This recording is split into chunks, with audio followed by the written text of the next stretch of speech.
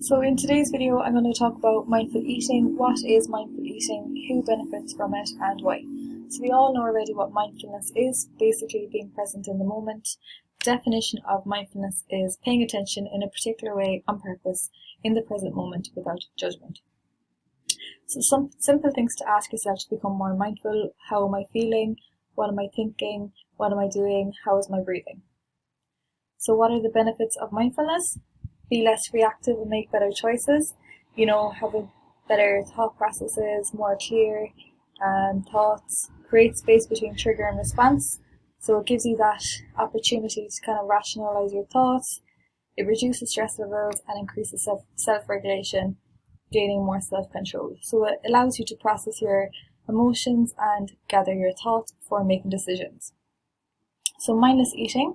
External and internal reasons really for mindless eating. As we know, we eat a lot on autopilot. We're not really aware that we're eating half the time. We could just be scrolling through, let's say, Instagram or Facebook, having a meal, getting to the end of the meal and kind of going, oh my god, I can't believe it's finished already. You wouldn't have even enjoyed it because you were thinking about something else. So it's very important to be mindful when we're eating, appreciating the flavours, texture, the whole experience of it. It just increases our enjoyment and also improves our relationship with food. So as I said, most of our eating is done on autopilot. It's in a response to habit or emotion a lot of the time. So if we're stressed, we reach for food to cope with that emotion. Oftentimes we eat mindlessly when we're stressed. We're not even really aware that we're doing it. And that can be a big downfall for a lot of people. So increasing our rate of mindfulness, I suppose, and just eating more mindfully is a huge help when we can conquer the habit. So there's lots and lots of reasons for mindless eating. Sometimes peer pressure is one. You might be out with a group of friends and you want to order something maybe a little bit different from the rest. If you were trying to maybe watch your calories, and you thought that it might be a bit awkward if you do that. So always stick to what you want to do yourself. Eating is a very personal thing. In reality, people don't really pay attention to what another person is eating. So we seem to think that the focus will be on us, whereas in reality it's not. Some people do pass comments, but a lot of the time it's innocent. They wouldn't really mean any harm by it, or it might also be highlighting an insecurity of theirs. So just to take no notice and kind of do what you want to do. Celebrating comfort and distract. So that's another one that creates mindless eating. So when we're happy, we eat in celebration, and we might not be aware of it. And that's actually healthy. It's okay to celebrate over food because it's enjoyable. But when it becomes our main source of enjoyment, that's where the problems arise. Or our main source of coping can also be a bit of an issue. So benefits of mindful eating: it reduces stress, increases enjoyment of food, easier digestion. So we tend to eat more slowly when we're mindful. We chew our food properly, and that also is very beneficial for digestion. We are prone to bloating when we eat quickly in a stressed state. So it's better to eat when we're in a relaxed state, being mindful, chewing our food properly and allowing it to digest. So it also reduces calories. So the more slowly we eat, the more time we allow our brains and our belly to connect to both. It takes about 20 minutes to actually feel full from, the signals take about 20 minutes to kick in. So when we eat fast, we just end up overeating a lot of the time. So less binge eating tendencies. So binge eating is a complex issue. It's separate to this as such. When someone is diagnosed with a proper binge eating disorder, it is a lot more, for the healthcare professionals in that sense, but it can definitely be improved by mindful eating. So control food instead of it controlling you. That's kind of speaks for itself. And enjoyment, as I mentioned before, enjoying the moment, enjoying the experience of having your meal rather than scrolling through your phone and being unaware that you're actually eating. So who would benefit from it? Those who struggle with emotional eating patterns, definitely. So Overeating due to negative emotions, as I spoke about above. Eating when nervous or excited, that's actually a very common one when someone's nervous. We're looking for something to comfort us, and that's when we turn to food. So acknowledging that, becoming aware of it is, the start of how you would kind of gain control of that. Inability to tell the difference between feelings and hunger, and this is a very common one, especially in the evenings. So a lot of people would say, oh, I'm just so hungry in the evening, but when you break it down, are you hungry in the evening, or are you bored, or is it a habit? Distinguishing between hunger and boredom can be quite difficult, and we can even feel the actual physical effects of hunger because we associate it so much with being bored and that particular time of day, for example. So then restrictive eaters, so those eaters or dieters who would restrict a lot would benefit from mindful eating. Eating letting it register that you're nourishing your body and you're not doing anything wrong or punishing your body in any way.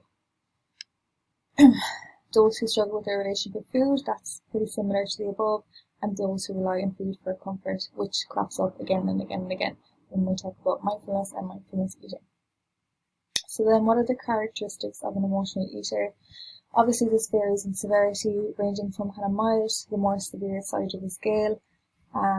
So sensitive to external cues, social and environmental, and that, falls under the stress eating umbrella, or those people who maybe fall into a bit of peer pressure.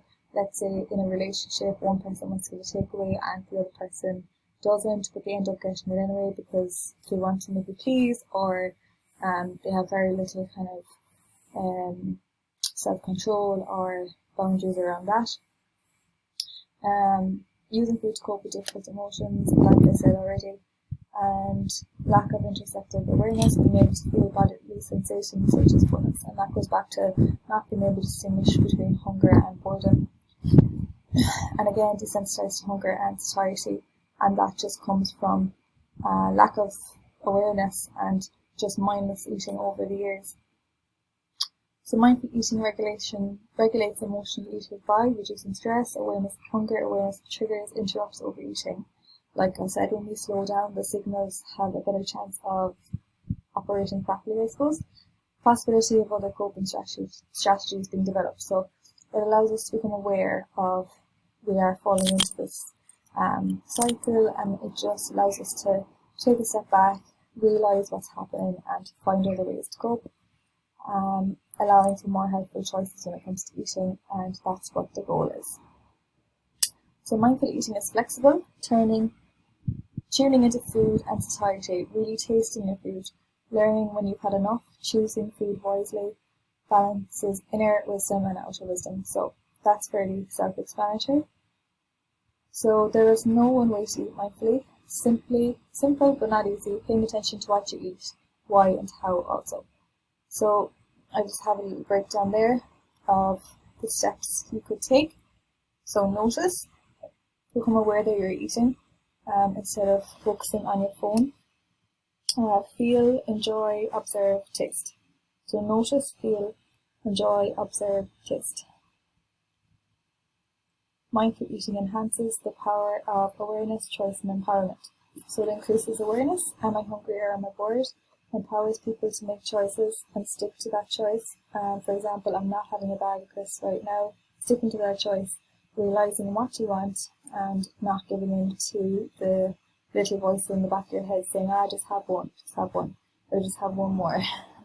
Helps regulate emotions before making decision making. So it allows a cool off period instead of reaching for a snack to cope straight away. It allows you to actually think the decision through, become aware of the decision and the consequence that it's going to have. Balances inner and outer wisdom, like I mentioned already. I'm not feeling hungry now, so I'm not going to eat now. Doesn't ignore external reasons for overeating, and helps identify triggers. So it doesn't disregard emotions altogether. It allows you to think things through a little bit more. So surf the urge. This is a concept to help with cravings. So on average, cravings don't last more than 30 minutes.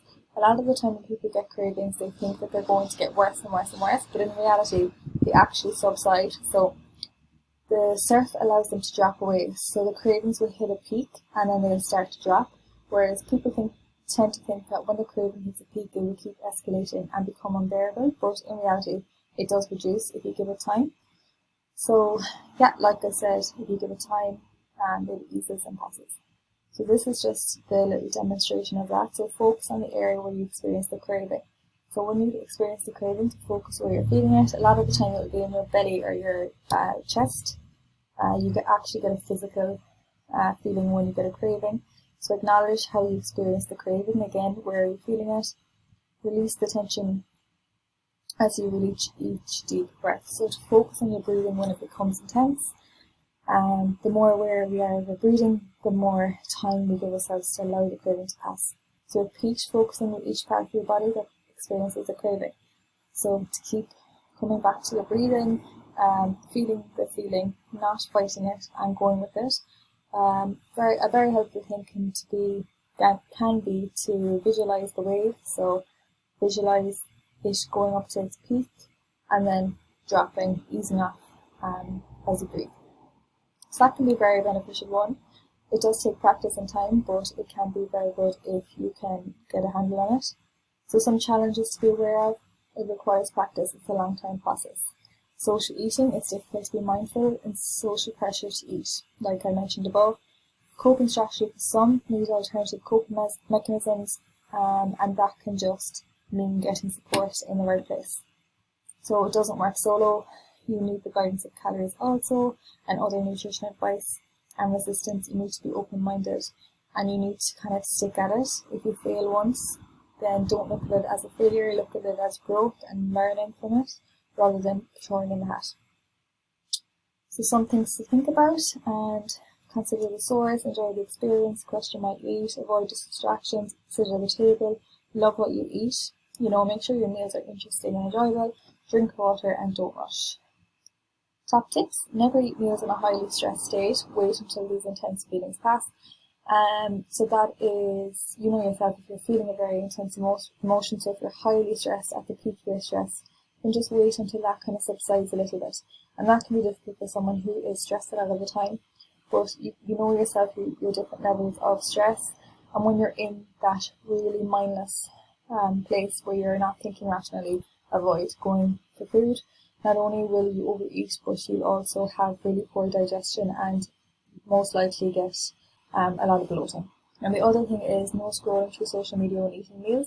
And this is actually a lot easier said than done, because it's a habit that is difficult to break, because you enjoy going through social media, and it kind of like in your head enhances your meal, so it's even more enjoyable, but in reality you're not actually appreciating your food.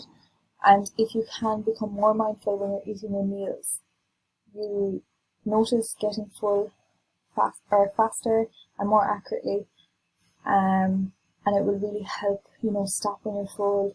It will help to appreciate the food more, so that you feel satisfied when you're finished. And obviously things on social media can trigger us and make us stressed or unhappy, and that will really kind of put a downer on your meal, and also it will interfere with digestion. So that's just some stuff to remember. I hope you enjoyed this slide.